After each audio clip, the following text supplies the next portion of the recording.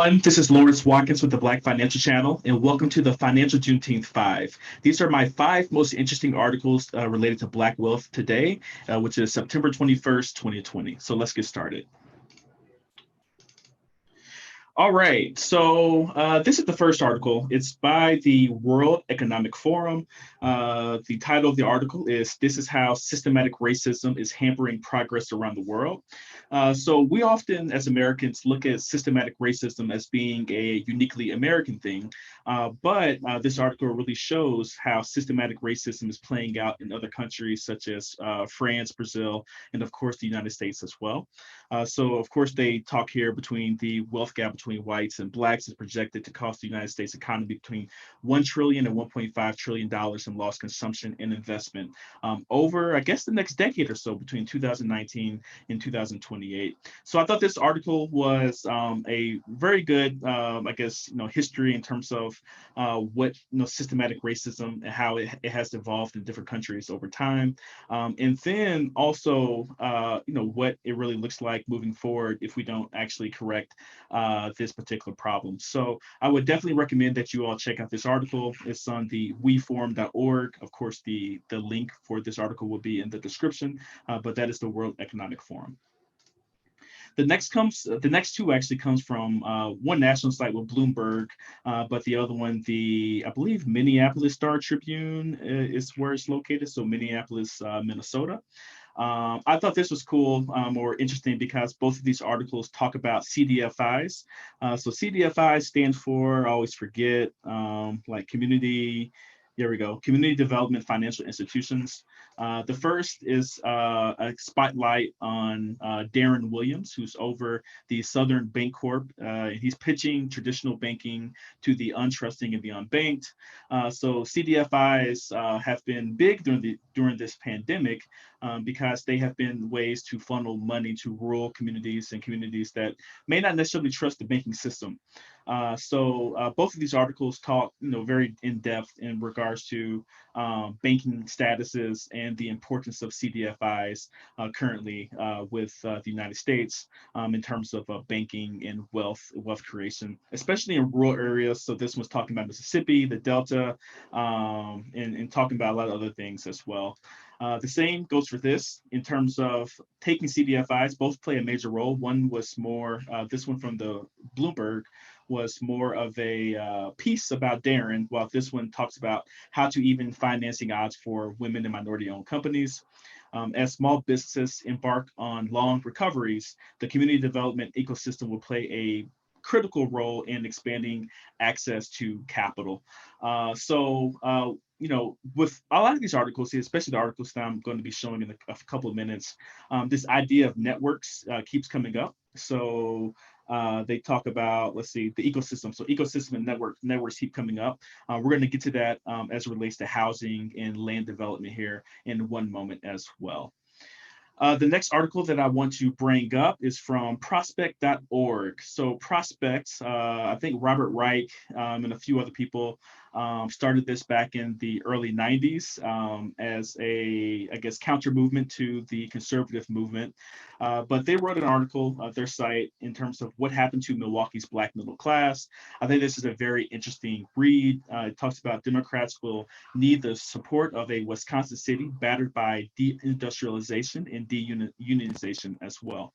From my perspective, I think that the Black community has been overly, I don't say optimistic, but overly reliant upon things like unions and industrialization from this particular perspective. But it shows what happens when that base leaves, whether it's a union plant or a plant, car manufacturing plant in Gary, Indiana, or you're talking about what's happening in the city of Milwaukee, Wisconsin as well.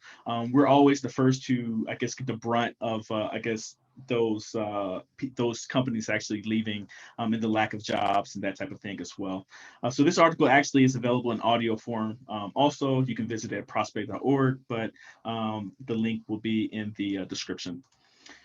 Now to the key article for the day. I found this very interesting. It's from the Pew Research Center, so pewtrust.org, and it talks about racial justice push creates momentum to protect Black-owned land. This was really talking about the, what is it called? Here we go. Winston County Self-Help Cooperative in Mississippi. And what they're doing is people who have inherited land, from, I guess, Black people with individuals who have, I guess, their roots in Mississippi, which most of us actually do, and somewhere in the South, they've been calling and telling individuals that they are in risk of losing land. So it started out with this story. So in May, three sisters in Chicago got a surprise phone call. They own 35 acres in Mississippi with a stand of mature timber worth more than $40,000, and they were at risk of losing it because I believe they didn't even know they even owned that property, and then they had delinquent taxes, and this organization was I guess enticing them to actually pay what was owed in terms of taxes because they didn't want them to lose the land.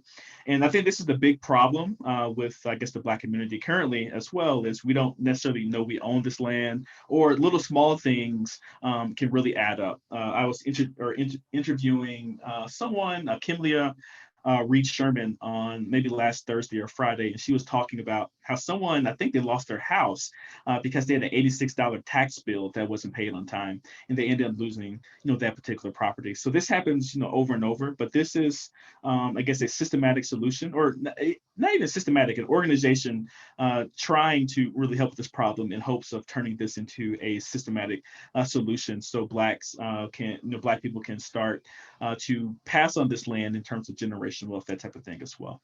So I highly suggest you read this article from pewtrust.org.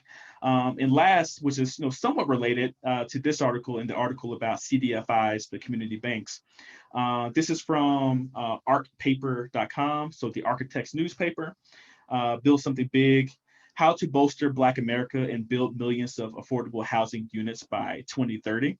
I like this article because it was a little bit more how-to in terms of what a network actually looks like. This article starts out by talking about architects and how a lot of times they don't want to, I guess, admit that they are actually in the real estate industry. They think that they do something else in terms of just designing, that type of thing. But it was important for the architects to really understand that they're part of the real estate industry.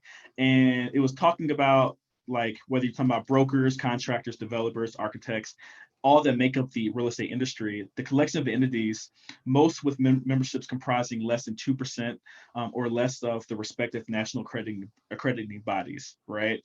So meaning, Blacks, Black people, we don't have our own accreditation body.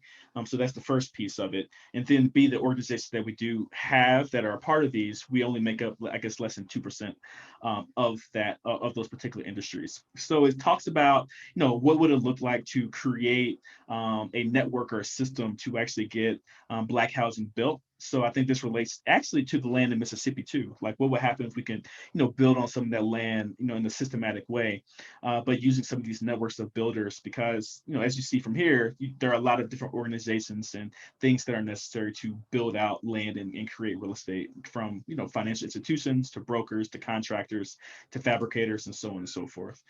But this is a pretty in-depth article in Arc, I guess it's architecture paper.com, and I'll make sure I post a link to that as well.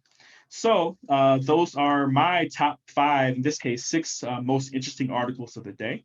If you all like this video, please make sure that you press the thumbs up button. Please make sure that you share and subscribe to the Black Financial channel if you would like to receive more financial content like the content that I was producing today with this. And let me know your thoughts. This is a new segment, the Financial Juneteenth 5. I want to know what you all think and what do you want me to do to make this a better experience for you as well. So on behalf of the Black Financial channel, my name is Lawrence Watkins. You all take care, be blessed, and have a wonderful day. Bye-bye.